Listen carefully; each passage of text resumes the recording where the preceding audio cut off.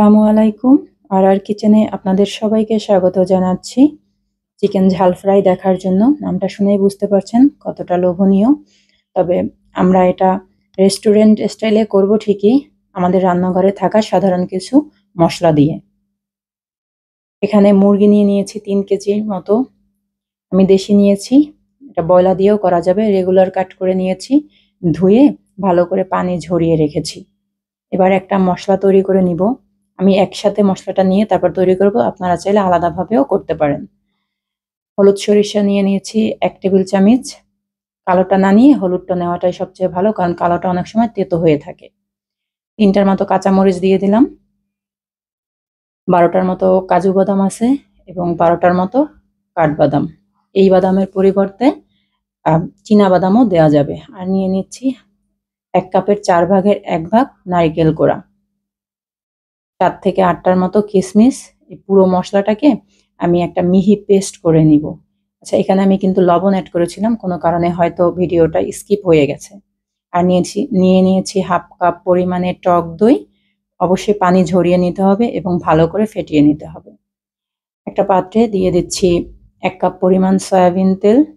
তেলটা গরম হয়ে গেলে দিয়ে দিচ্ছি গোটা গরম মশলা। 3টা তেজপাতা আছে, মাঝখান থেকে কেটে নিয়েছি। 6 টুকরোর মতো দারচিনি, 2টা কালো এলাচ, 10টা সবুজ এলাচ বা ছোট এলাচ এবং 8টার মতো আছে লং। এই মশলাটাকে আমি কয়েক সেকেন্ডের জন্য নেড়েচেড়ে সুন্দর একটা সুঘ্রাণ আসা পর্যন্ত নেড়ে নেব। তারপরে দিয়ে দিচ্ছি কেটে রাখা মুরগির মাংস। এখানে মাংসটাতে আমি কোনো মশলা ব্যবহার করছি না। এই মাঝারি আছে, আমি মাংসটাকে তেলের মধ্যে ভেজে নেব 5 থেকে 7 মিনিটের মতন। মোট কথা মাংসটাকে নেড়েচেড়ে একটু ভাজা ভাজা করে নিতে হবে। এখানে একসাথে মশলা দিয়ে রান্না করে নিব বা কষিয়ে রান্না করব এরকম না, একটা একটা মশলা দিতে হবে, কষাতে হবে, রান্না করতে হবে। আচ্ছা, মাংসের কালার চেঞ্জ হয়ে গেছে। এবার দিয়ে দিচ্ছি মশলা। পেঁয়াজ বাটা 1 কাপ পরিমাণে, আদা বাটা 1 টেবিল চামচ, রসুন বাটা 1.5 টেবিল চামচ। এবার মশলাটাকে ভালো করে মাংসের সাথে মিশিয়ে নেড়েচেড়ে ভেজে নেব 5 থেকে 7 মিনিটের মতন। এইভাবেই মাংসটা রান্না করা হয়। হলুদ গুঁড়া দিয়ে দিচ্ছি 1 চা চামচ, মরিচ গুঁড়া 2 চা চামচ। আবারও একটু নেড়েচেড়ে মশলাটাকে মিশিয়ে নেব যাতে মশলাটা পুড়ে না যায়। ধনিয়া গুঁড়া দিলাম 1 চা চামচ এবং জিরা গুঁড়া 1 টেবিল চামচ। আবারও মাংসটাকে নেড়েচেড়ে মিশিয়ে নিচ্ছি। মোট কথা হচ্ছে মাংসের মশলা দিতে হবে, কষাতে হবে এবং ঢাকা দিয়ে দিয়ে রান্না করতে হবে। চুলার আঁচটা অবশ্যই আমি মাঝারি রেখেছি, বাড়ানো কমানো যাবে না। 5 মিনিট পরে ঢাকনাটা খুলে আবার আমি মাংসটাকে একটু নেড়েচেড়ে দিব। এই পর্যায়ে দিয়ে দেব যে মশলাটা আমি বেটে রেখেছিলাম ওইটা। আচ্ছা, এর বেটাটার ভিতরে কিন্তু অবশ্যই লবণ দেওয়া আছে, যার কারণে আমি মাংসে আলাদাভাবে লবণ দেই নাই। এই পর্যায়ে এসে আমি 1/2 কাপ পরিমাণের মতো পানি ব্যবহার করব, তা না হলে বাদামটা পুড়ে যাওয়ার সম্ভাবনা থাকে। আবারও নেড়েচেড়ে ভালো করে মাংসের সাথে মশলাটা মিশিয়ে ঢাকনা দিয়ে আবারও কষিয়ে নিব আমি। মোট কথা হচ্ছে মশলা দিব, কষাবো, এইভাবেই রান্না করতে হবে। একবারে ঝোল দিয়ে রান্না করা যাবে না। আবারও নেড়েচেড়ে নিচ্ছি ঢাকনাটা খুলে। এবার দিয়ে দিচ্ছি ফেটিয়ে রাখা 1/2 কাপ টক দই।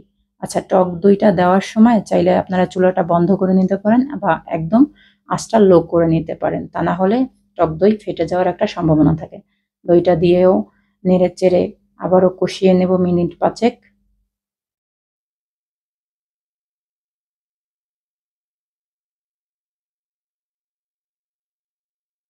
কষানো হয়ে গেছে। এই পর্যায়ে দিয়ে দিচ্ছি 1.5 কাপের মতন পানি ঝোলের জন্য। আমি এখানে গরম পানি ব্যবহার করছি। আবারও নেড়েচেড়ে ঢাকনা দিয়ে অপেক্ষা করব কিছুক্ষণ।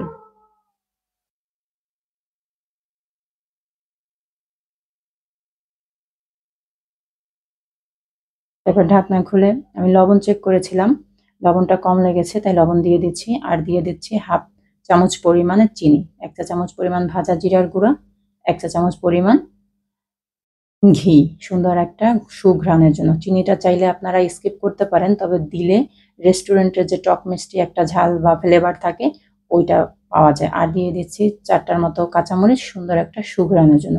আমার রান্নাটা কিন্তু শেষ। এই পর্যায়ে আমি ঢাকনা দিয়ে রেখে দেব আরো 5 মিনিট। ঢাকাটা খুলে আমি আপনাদেরকে দেখিয়ে দিচ্ছি। তেলটা কিন্তু উপরে ভেসে উঠেছে। দেখতে কতটা লোভনীয় হয়েছে। এবার হচ্ছে পরিবেশনের পালা। এটা আপনারা সাদা ভাত, পোলাও বা খিচুড়ি অথবা রুটি পরোটার সাথেও খেতে পারেন। ভিডিওটা এই পর্যন্ত যদি আপনারা কেউ দেখে থাকেন অবশ্যই ভিডিওতে একটা লাইক দিবেন, চাইলে চ্যানেলটিকে সাবস্ক্রাইব করে দিতে পারেন। যদি ফেসবুক পেজ থেকে দেখে থাকেন তাহলে অবশ্যই পেজটিকে ফলো দিয়ে রাখতে পারেন। আর এই ধরনের ভিডিও যদি আপনাদের কাছে ভালো লাগে তাহলে আমাকে কমেন্টের মাধ্যমে আপনাদের মতামত জানাতে পারেন। কে কোথা থেকে দেখছেন অবশ্যই জানাবেন। ধন্যবাদ।